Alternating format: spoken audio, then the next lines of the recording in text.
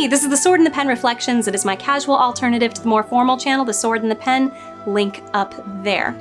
So I am going to do a book recommend, and I know it's not usually what I do, but I have been comparing the Shadow and Bone book series to the show, and this book series came up in my head. I thought, okay, if you like that, there are some things that this series is doing that you might also enjoy, and I don't believe I've heard anybody recommend this to anybody ever. So here we go. The series is called The Sharing Knife by Lois McMaster Bujold. If you haven't heard of Lois McMaster Bujold before, I'm a little bit surprised. She's a 4-time Hugo Award winner, which I believe only Robert A. Heinlein has ever, it was his record before she met it. So she's a very talented writer. And the world that she has created in The Sharing Knife, just like the Shadow and Bone world, is based off of real life cultures. And that is why this was coming to me as, this might be something that people find very interesting. And it feels totally unique. It doesn't feel like you are looking at an alternative, like in Shadow and Bone, you don't feel like you're looking at an alternative Russia. You don't feel like you're looking at an alternative Scandinavia. You feel like these are just fantasy worlds very much influenced by these two different cultures. And that's what you get in The Sharing Knife. So The Sharing Knife is very loosely, inspired by colonial era America. And the relationships that you are looking at are the farmers and the lake walkers. The farmers being inspired by the colonists, and the lake walkers being inspired by the Native Americans. And she's done a very interesting thing by examining some of the relationships between these two cultures, how they grew to be both separate from each other and independent of each other, but also growing to need each other. And I thought that this was an interesting way to look at this scenario here. And then of course, just like Shadow and Bone, it follows a young adult style romance. But I will say this, I enjoy the young adult the romance part of this book, of the Sharing Knife, more than the Shadow and Bone. And this is because I feel that the characters are going about their romance in more unique and mature ways than I have seen done in other young adult romance, which is why I don't usually gravitate towards young adult romance. So before I get into what their romance is, I'll have to explain really quickly about the magic here, which is also super interesting. It's a unique magic system. It is called Ground Sense, and it is only possessed by the Lake Walkers. So the Lake Walkers have been here forever, and then the farmers came. And the Lake Walkers are long-lived. They live very, very long lives and can sort of sense life force. The best way to find out about how this magic system works and what it is to just read the books. But I'm going to do my best to kind of explain roughly what it is. But it's like they can sense life and detect where it is, as well as influence it a little bit, sort of like persuading life to go places or to resist certain places. It's very interesting. And they have been there so long that they know there are pockets of malices. Malices are like this presence that sucks life out of things. And they're underground, they're hidden, you don't know where they are, nobody knows where they are, but when one of them pops up, it starts sucking the life out of everything in that area, as well as creating and taking possession of animals, people, things, and like turning them into, well, minions / mindless monsters that continue to spread this lifelessness. And once a malice has popped up, the area where it has come up becomes sterile, and you can't grow anything there anymore. So the Lake Walkers have taken it upon themselves to be patrollers of the land, and they patrol all over the place looking for these malices, trying to find them and get rid of them and kill them before they destroy the world. Because if one of them goes unchecked, it'll just be a huge mess and destroy all life in the area for, decades or generations. I can't remember. It's been about 4 or 5 years since I've read this series, but it was so interesting that it has stuck with me. Anyway, so they are okay, now let's go into the story. So that's the world. That's the situation that you're in.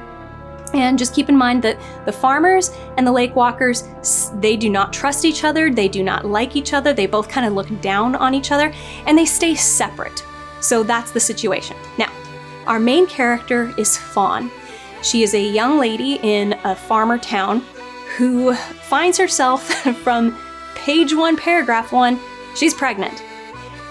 And she's pregnant from the town babe guy who seduced her essentially for a tumble behind the barn. And then when she came up pregnant, she goes, I'm pregnant, like, what should we do? Maybe we should get married. And he goes, I'm just gonna say that it could have been anybody in town who got you pregnant. And she's never slept with anybody but him, except this one time, so yeah, that was unfortunate. And he convinces all of his friends that they should say that they slept with her too. So that's what he says to her. And she's like, oh my gosh, I'm going to be the town idiot and the town slut all at once. I cannot handle this. And her family already treats her very poorly. Not poorly as in like they abuse her or neglect her or anything, so much as they just think she's kind of the stupid girl. So she's like, I'm running away from home. She's packed her bags and she is going to move to a town, and she's going to tell everybody there that she is a widow and that's why she's pregnant, but without a husband, and she's gonna get a job and she's just gonna, face her problem and deal with it and go on with life. That's her plan. And it's actually an interesting plan. She's not feeling all sorry for herself or I don't know what to do. She looks at this practically, and this is one of the reasons I enjoy this character so much, is she's a very practical person. She doesn't do things that are stupid. Sometimes she does things that are naive, but she usually figures out that this is naive and I don't know if I'm doing the right thing, and she kind of questions herself, like, am I really doing what I should be doing? In a way that you feel like somebody who is smart but naive would think. And she very quickly becomes not the naive character. She becomes somebody who is very practical about the world and about her situation and other people, and she's also good at looking at things from other perspectives. So that's our heroine, Fawn, on her way to another town.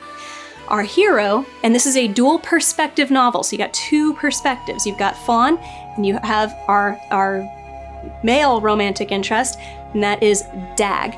Dag is a lake walker. And this is the one thing that it does bug me about this romance, because it is going to be a romance, is he's like 70-something years old. But he looks young, so it's okay, right? Ugh. Okay, they sort of try to justify this in the book by saying, okay, he's 75, but he was widowed at a very young age, and he's sort of emotionally and psychologically stunted since then. So that makes it okay, right? Oh no, it doesn't. Anyway, that's maybe the one thing I really have to look past. That and the fact that it does have some sex scenes in it, but it never gets explicit. It just kind of, the closest it gets to is saying like, oh, he touched me there, but it doesn't get explicit. I always cringe at sex scenes, but there they are. There's not many. I think it's like the most of them are in book 1 and 2, and after that, not so much. So anyway. Dag has emotionally and psychologically isolated himself from the rest of his people. His people wear their hair long as a symbol of their family, and there's all kinds of things about their styles of their hair and what they mean. He's cut his short like he's still in mourning, but he's been in mourning for a very long time because, his wife died when he was young and he just never grew it out again. But he has so fully devoted himself to being a patroller and always being away from home and patrolling and looking for bad guys that he's like the best one out of all of them. He's got the strongest, widest ground sense out of everybody, but he's also alone. And he crosses paths with Fawn in chapter 2. And from there, the adventure begins. We see that this is what I really like about this romance, is that he comes to know Fawn first regarding her like a farmer, saying, oh, she's just, this young, innocent thing, and I just feel really bad for her because she's clearly young and naive. But he soon realizes that she's actually very inquisitive and intelligent, and she figures things out in a unique way. And he comes to respect that and decides, you know what, I'm just going to be honest with her about things rather than concealing things from her because I feel like she's too stupid or she'll never understand, which is what most people typically do with Fawn individually, but also something that the lake walkers do with the farmers in general, is they assume they'll never understand, and so there's no point in trying to explain. And so he goes, you know what? I'm just gonna be honest with her about everything and explain stuff to her. And she picks it up and she understands it in her own way. And to him, this is very inspiring, and he likes what he sees. He goes, gosh, you're actually an intelligent person who I respect despite you being so much younger than me. And I like that. I thought that was really good. And Fawn comes to love Dag because he doesn't treat her the way that everybody else does, with this assumption of what, she's too young or she's too stupid, and actually takes the time to be open and honest with her.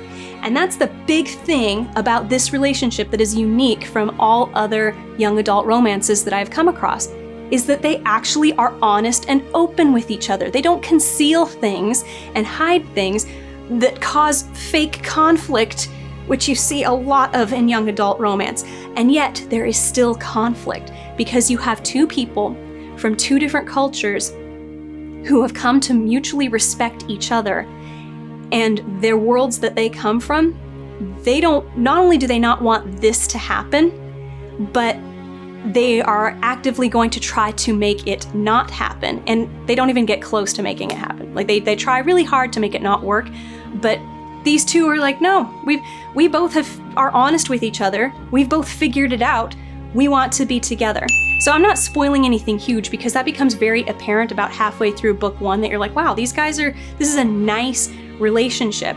And what you see is throughout the 4 books, these two characters going into these different worlds. Like first they start in the farmer world, then they go into the lake walker world, and then they go out again into the farmer world, and I won't go too much into it beyond that. You see them finding a place between these worlds that is part of both of them. And what's interesting are the people who come to get close to them, who come to see that, okay, this is clearly, opening a new world to us. Okay, I'm praising this series a lot. It is a young adult romance, which is hard to sell as being impressive literature, but I would say as far as young adult romances go, I'm very impressed. I am impressed with the world building, I'm impressed with the magic system, I'm impressed with the maturity of the romance that takes place in it. I am impressed despite it being between a very young woman and a much older man who just happens to look young. But there it is. So if you have read The Sharing Knife before, I actually just recently read, I say recently, back in 2019, I read the 5th book. So it's an unrelated to the series, well, it is related, but you don't have to read it. There's 4 books, it is a completed series. There's a 5th one that just recently came out, and it was alright. I wasn't super into it because mainly I was invested in the characters of the 4 books. They're easy read. It's a very easy to read series. It's quickly paced, but not too quickly. And it's a continuous story. So although it's 4 books, you'll feel like it should be 1. Yeah, let me know if you've read it or if you're interested. And yeah, tell me about it in the comments. Otherwise, like, subscribe, hit the bell for notification. If you're feeling really generous, check out my Patreon or my Ko-fi. I do prefer Ko-fi. And be good to yourself.